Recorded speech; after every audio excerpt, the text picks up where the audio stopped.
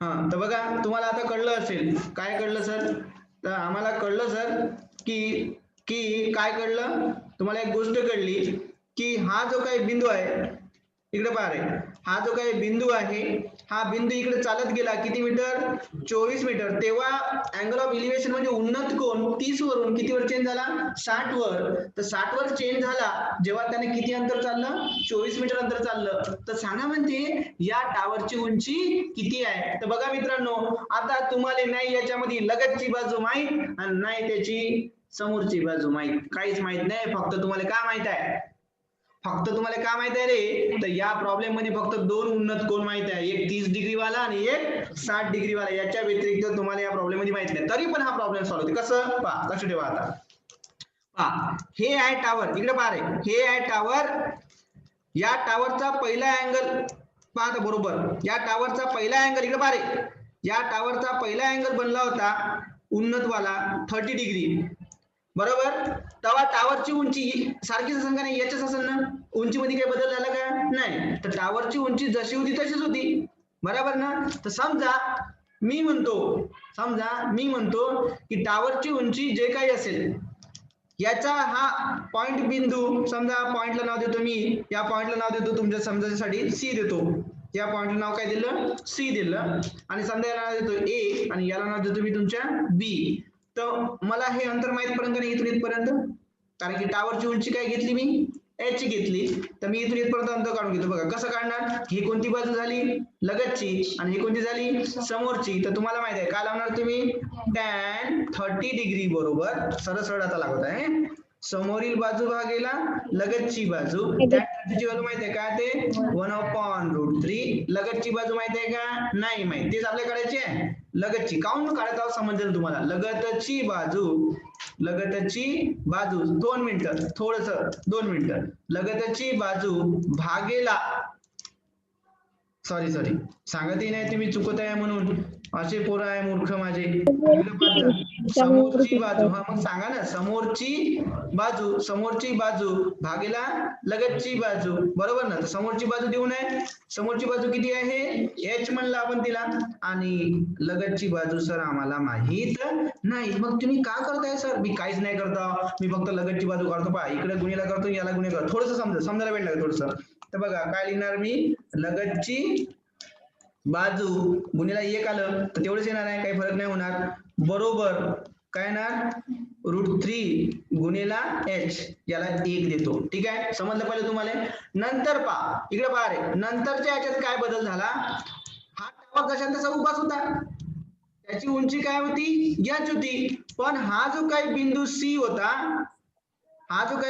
होता, आणि या बिंदूनं पहिलं उन्नत कोन बनवला होता, हे ग्राउंड होतं.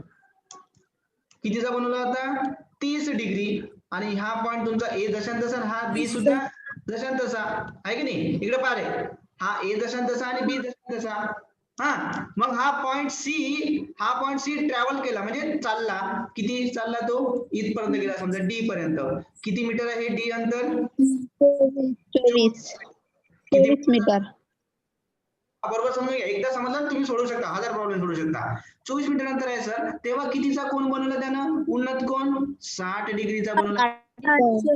म्हणजे तुम्हाला हा असा नवीन त्रिकोण तयार झाला का नाही? इकडे पहा, म्हणजे तुम्हाला हा एक नवीन त्रिकोण तयार झाला. कोणता त्रिकोण तयार झाला? इकडे पहा, हा असा त्रिकोण तयार झाला. म्हणजे उन्नत कोन कितीचा बनला तुमचा? 60 चा. टावरची टावरची हाईट बदलली का? नाही. टावरची हाईट जशानं तशी, फक्त हे अंतर बदललं इथून लगतचं वालं. फक्त हे अंतर बदललं. कोणतं वालं? लगतचं अंतर बदललं, आहे की नाही? इथं पहा, हे लगतचं अंतर, इकडे पहा, लगतचं अंतर म्हणजे लगतची बाजू, इकडे पहा, लगतची बाजू कोणती होती इथं? सीए, बरोबर. आणि इथं लगतची बाजू कोणती झाली आता? डीए. समजलं का हे? हा, बस एवढं समजलं तुम्हाला? झालं, माझं कामच संपलं. म्हणजे इकडे पहा, तुम्हाला लगतची बाजू म्हणजे हे जी काही इथं दिली होती मी लगतची बाजू, हे किती आली आता? पूर्णच्या पूर्ण √3 इंटू एच आली. हे बाजू पूर्ण इकडे पहा रे, √3 इंटू एच आली. पण आता मला इथून तर इथपर्यंत ही बाजू माहिती आहे का? तर पुन्हा नाही माहिती आहे. परीक्षा मी डायरेक्ट सोडवणार, पहिले समजून घ्या. तर माहित नाही सर, तर मग पुन्हा तसंच, कारण की हे कोणती बाजू आहे? लगतची. हे कोणती आहे? समोरची. फॉर्म्युला तोच. फॉर्म्युला तोच, तर काय होणार सर मग तसंच पुन्हा काय टॅन किती डिग्रीचा आहे त्या अँगल 60 डिग्री बरोबर काय लिहिणार समोरील बाजू भागेला लगतची बाजू टॅन 60 म्हणजे काय होते √3 टॅन 60 म्हणजे काय होते √3 समोरील बाजू किती आहे h आहे समोरील बाजू किती आहे h आहे आणि लगतची बाजू माहित नाही लगतची बाजू काय घेणार मग dA आणि याचा काय गुणाकार करणार तिरपा भागेला काय असते 1 तर काय होणार मग इथं 1 गुणिले h बरोबर हा इकडे पहा म्हणजे मला डीए काढून घेतो मी डीए कसा काढणार मग डीए इथं ठेवला तर डीए ला इकडे पाठवतो तर डीए ला इकडे पाठवलं बघा म्हणजे डीए बरोबर काय होणार h भागेला √3 डीए बरोबर काय होणार h भागेला √3 एवढं समजलं का समजलं का हे हा म्हणजे तुम्हाला समजलं सर हे h भागेला काय आलं ट्रान्सफर हो बरोबर येते बरोबर आहे. तर बघा आता पण तुम्ही सर म्हणून हे का काढलं आणि ते का काढलं जी काही नाही काढलं बापू मी तुम्हाला समजासाठी काढलं पा आता तुम्हाला समजन का समजन आता तुम्हाला समजलं सर इथून तर इथपर्यंतचं अंतर किती आलं h भागेला √3 आणि c पासून a पर्यंतचं अंतर किती आलं √3 गुणिला h बरोबर ना आता पहा डायग्राम काढतो पुन्हा हे थोडं समजायला वेळ लागते हा तुमचा टावर आणि हे तुमचं पहिलंच अंतर हा पॉइंट सी होता इथून तर इथपर्यंत अंतर किती आलं का आलं √3 गुणिला h हा तुमचा टावर उंची h आणि नंतर हा पॉइंट सी पासून कुठे गेला तो पॉइंट डी वर गेला पॉइंट कुठे गेला तो डी वर गेला पॉइंट डी वर गेला तर उन्नत कोण चेंज झाला हा किती होता पहिलं 30 डिग्री मग किती झाला 60 डिग्री तर इथून तर इथपर्यंत अंतर किती आहे h भागेला h भागेला हा पण मित्रांनो तुम्हाला माहित झालं सर पांजी हो थांबा आता धीर जरा समजून तर घ्या नंतर मग पुन्हा डोकं खाणं इकडे पाहत थोडस इथून तर इथपर्यंत पहा आता पुन्हा डबल सांगता डायग्रामॅटिक समजून घ्या इथून इथं म्हणजे सी पासून तर ए पर्यंतचा अंतर किती होता सी पासून तर ए पर्यंतचा अंतर होता √3 गुणिला h आणि इकडे पहा जेव्हा तो पॉइंट सी कडून कुठे गेला डी कडे गेला तेव्हा अंतर किती झाला हे बापू तेव्हा अंतर किती झाला h भागेला √3 मला सांगा या दोघातला जर फरक केला कोणाकोणामधला फरक सर सीए वजा डीए केला काय केला मी सीए ए बापू इकडे पहा रे इकडे पहा या सीए मधून मी कुणाला काढलं डीए ले जर काढलं तर काय भेटन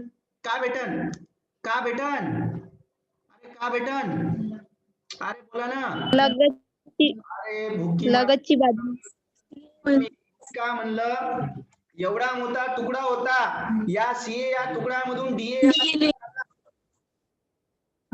सीडी तुकडा राहिला तसंच तर म्हणता कोणता तुकडा राहिला सीडी हा तुकडा शिल्लक राहिला बरोबर समजलं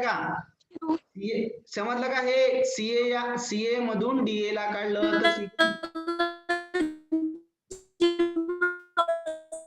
हो सर समजलं हा आता पहा सीए मधून डीए ला काढलं तर काय शिल्लक राहिलं तुमचं सीडी शिल्लक राहिलं आणि सीडी तुम्हाला माहित आहे रे बापू सीडी किती आहे 24 मीटर चालला का नाही तो बस एवढं समजलं असेल तुम्हाला सीए किती आहे मग तुमचा √3 गुणिला h आणि तुमचा डीए किती आहे h भागेला √3 बरोबर सीडी किती आहे 24 म्हणजे बघा थोडस हा जी हा बरोबर अगदी बरोबर म्हणजे काय सीए वजा डीए म्हणजेच काय भेटलं सीडी याचं देऊन होतं √3 गुणिला h आणि याचं काय h भागेला √3 बरोबर किती आहे 24 हे परीक्षेत डायरेक्ट करता येते मी तुम्हाला फक्त समजून सांगतो लक्ष ठेवा हा म्हणजे याचा हा तिकडे पहा याचा भागेला काय नसते म्हणजे काय असते एक तर कोणता गुणाकार तिरपा गुणाकार तर काय होणार √3 गुणिला h आणि गुणिला काय आलं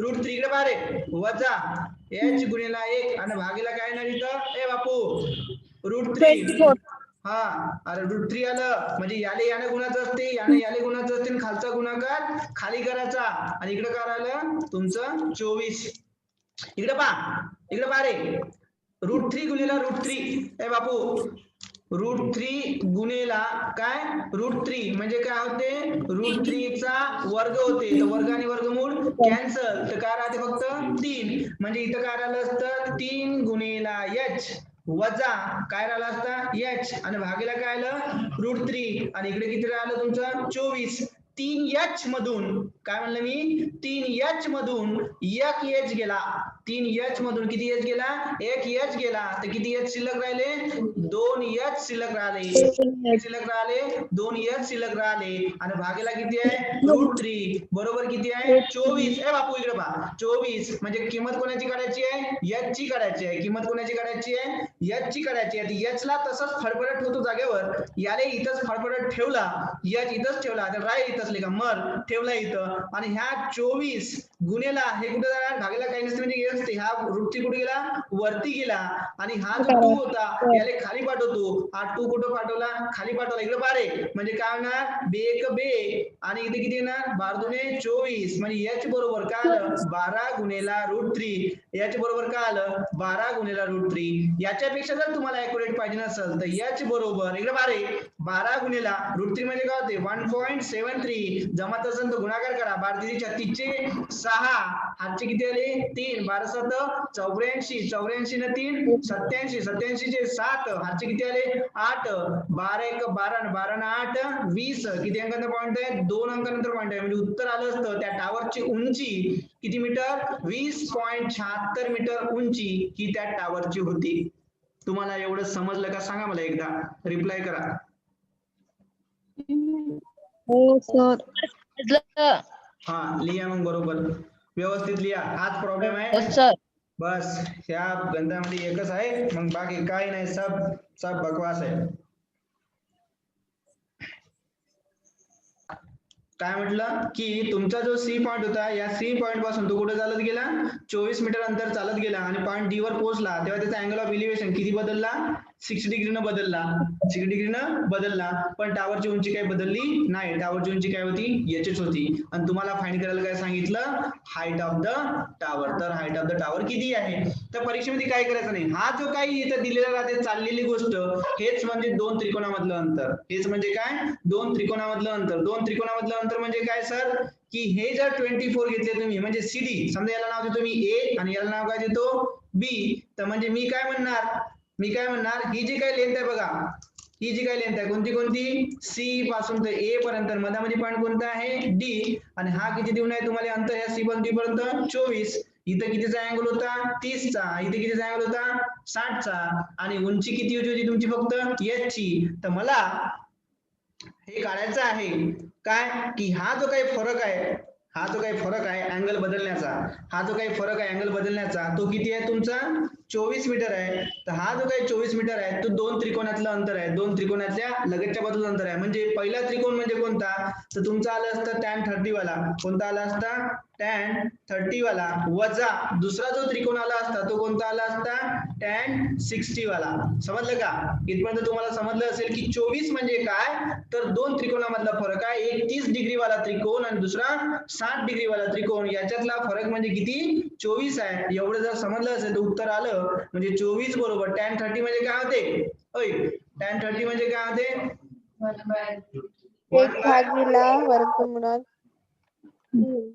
3 1 भागिला वर्गमुळात 3 आणि हे म्हणजे कोणती बाजू झाली त्याची म्हणजे हे सांगितलं बरोबर हा बरं ठीक आहे वजा tan 60 म्हणजे काय आलं असतं वर्गमुळात 3 वर्गमुळात 3 हा tan 60 म्हणजे वर्गमुळात 3 आणि मग यांचा केला असता तिरपा गुणाकार तर तुमचं उत्तर आलं असतं बघा आता याचं तुम्हाला इकडे सांगतो याचं कनेक्शन कसं आहे बघा इथे तसंच लिहिलंय आपण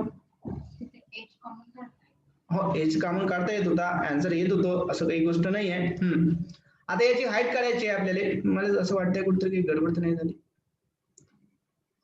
बरोबर लिहिलंय ना √3h √3h ओके हा बघा गडबड इथं आहे थोडीशी गडबड हा समजेल तुम्हाला उत्तर सुद्धा येईल त्याची घाबरायची आवश्यकता नाहीये प्रॉब्लेम कुठे येणार थोडासा बघा तर याच्यामध्ये काय करणार तुम्ही थोडंसं लक्ष ठेवा tan 30 डिग्री म्हटल्याबरोबर काय लिहिता तुम्ही समोरची बाजू भागीला लगतची बाजू तर थोडंसं साईडला काय करायचं पटकन याचं काढून घ्यायचं म्हणजे कसं tan 30 बरोबर समोरची बाजू काय तुमची h, लगतची बाजू तुम्हाला माहित नाही, लगतची बाजू म्हणजे काय घेणार तुम्ही ca बरोबर, लगतची बाजू म्हणजे काय घेणार ca, म्हणजे हा tan 30 म्हटलं तर काय होते 1/√3 बरोबर काय आलं असतं h भागीला ca, म्हणजे h बरोबर काय आलं असतं तुमचं, सॉरी h बरोबर म्हणतो काय, ca बरोबर काय आलं असतं तुमचं √3 गुणिला h.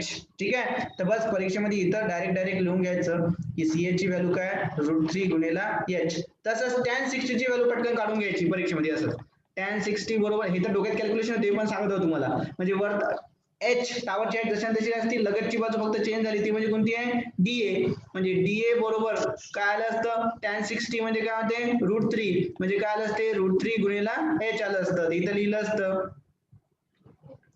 काही चुकलं का? हा तेच तर, काही गडबड झाली.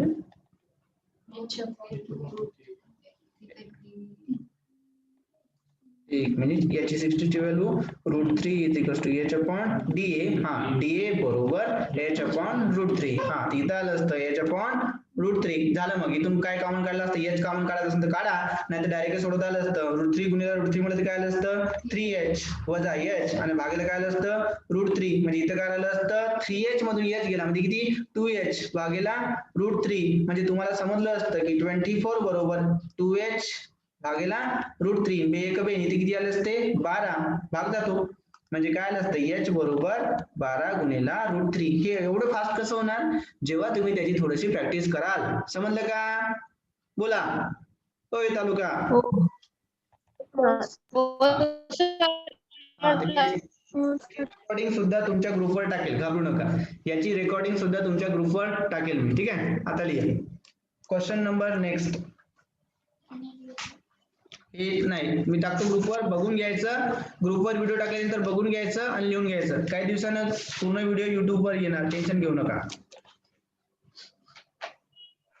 क्वेश्चन नंबर जो काही असेल, मला माहित नाही किती आहेत, लिहा. एक minute, walking towards the tower. Tower तर झालं ना, ओके. अ मॅन स्टँडिंग म्हणजे काय, तो उभा आहे. On the bank of a river म्हणजे नदीच्या कडेवर, म्हणजे काय म्हणतो आपण त्याला, नदीच्या काठावर, नदीच्या काठावर. ठीक आहे, अ मॅन उभा आहे नदीच्या काठावर. ऑब्झर्व, कोणाला पाहत आहे, मासल्या पाहत असेल, करतो नसेल भाजी. ऑब्झर्व दॅट निरीक्षण करत आहे. Observe that the angle subtended the angle subtended by a tree on the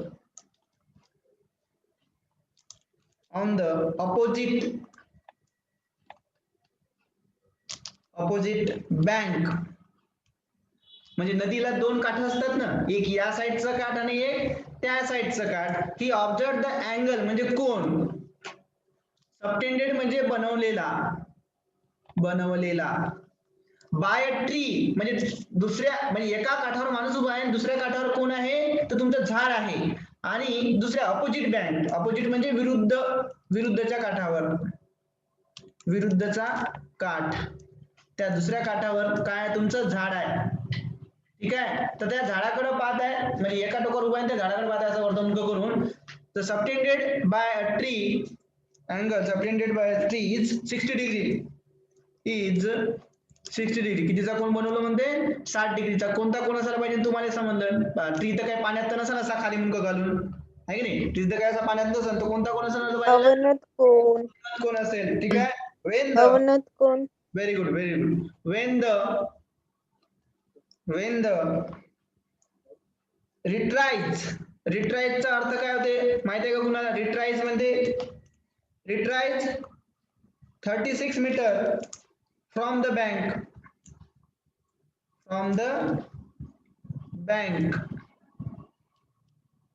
36 metre from the bank he find he find the angle to be 30 degree. Find the width of the river. Find the width of the river. Width म्हणजे काय? रुंदी. कोणाची रुंदी? नदीची. नदीच्या पात्राची रुंदी किती असेल? नदीच्या पात्राची रुंदी. म्हणजे तुम्हाला समजलं असेल की जेव्हा तो 36 मीटर असा चालतो नदीच्या काठावरून, जेव्हा तो नदीच्या काठावरून 36 मीटर चालतो तर त्याचा अँगल बदलतो, अँगल ऑफ एलिव्हेशन बदलते, 30 डिग्री होते. Find the width of the river. तर त्या नदीच्या पात्राची काय रुंदी किती असेल? बघा, मी तुम्हाला याला समजण्यासाठी एक आयडिया देऊन देतो आणि तुम्ही जर प्रयत्न केला तर ठीकच आहे, नाही केला तरी ठीकच आहे. बघा, तर हे तुमचं समजा नदीचं पात्र आहे, हे समजा तुमचं नदीचं काय आहे? पात्र आहे. हे समजा तुमचं नदीचं पात्र आहे, ठीक आहे. या नदीच्या पात्राचा एका काठावर उभा आहे, हा माणूस एका काठावर उभा आहे आणि इकडल्या काठावर काय तुमचं हे झाड आहे. इकडल्या काठावर तुमचं काय आहे? झाड आहे. या झाडाकडे असा पाहत होता तो वर्तमान करून, असा वर्तमान करून पाहत होता. तेव्हा त्याचा कोन कितीचा होता? 60 डिग्रीचा होता. तेव्हा त्याचा कोन 60 डिग्रीचा होता. पण जेव्हा तो किती चालला? जेव्हा तो चालला पात्रामध्ये चालला असेल असा, न आयन गेला कशांतरी गेला असेल, जेव्हा तो चालला किती मीटर चालला? 36 मीटर चालला काठावरून. 36 मीटर चालला काठावरून. तेव्हा त्याचा कोन बदलला. तो किती झाला? तेव्हा त्याचा कोन या ट्रीच्या टॉप सोबत कितीचा झाला? तो 30चा झाला. बरोबर ना? 30चा झाला. तर 30चा झाला. मग राहिलं किती? 36 मीटर तर पात्राची ही भेटलीच. 36 मीटर तर पात्राची भेटली. फक्त किती भेटायला पाहिजे आता तुम्हाला? हे एवढी गोष्ट भेटायला पाहिजे. म्हणजे पात्र अर्ध भेटलं तुम्हाला. अर्ध भेटलं म्हणजे किती भेटलं? 36 तर भेटलं नदीचं पात्राची रुंदी. एक काठ हा हा दुसरा काठ, पण तो आतमध्ये किती चालला? 36 चालला. मग राहिलं किती शिल्लक? समजा त्याला काय घेतो मी? x. आणि तुम्हाला माहित आहे या पात्रामध्ये किती चाललं पण या ट्रीची उंची बदलणार आहे का? नाही, ती याच्याच राहणार आहे. तर तुम्हाला उद्याला फक्त येताना याचं रुंदी काढून आणण्याचा प्रयत्न करा किंवा x काढण्याचा प्रयत्न करा आणि मग मला सांगा की याचं उत्तर किती यायला पाहिजे. किंवा तो 36 मीटर पात्रामध्ये नसेल चालला किंवा पात्राच्या बाहेर चालला असेल.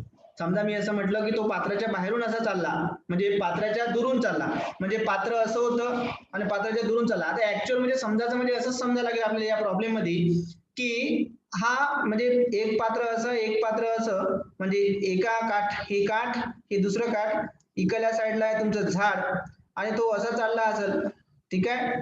म्हणजे असा चालला असेल तर इथं पहिलं कितीचा अँगल बनवला होता त्यांना? किती डिग्रीचा? 60 डिग्रीचा. नंतर कितीचा बनला त्याचा अँगल? 30 डिग्रीचा. तर सांगा म्हणते हे पात्र जे आहे ना, नदीचं पात्र, या दोन काठातलं अंतर कितीचा आहे? प्रश्न कळला का सर्वांना? सांगा बरं.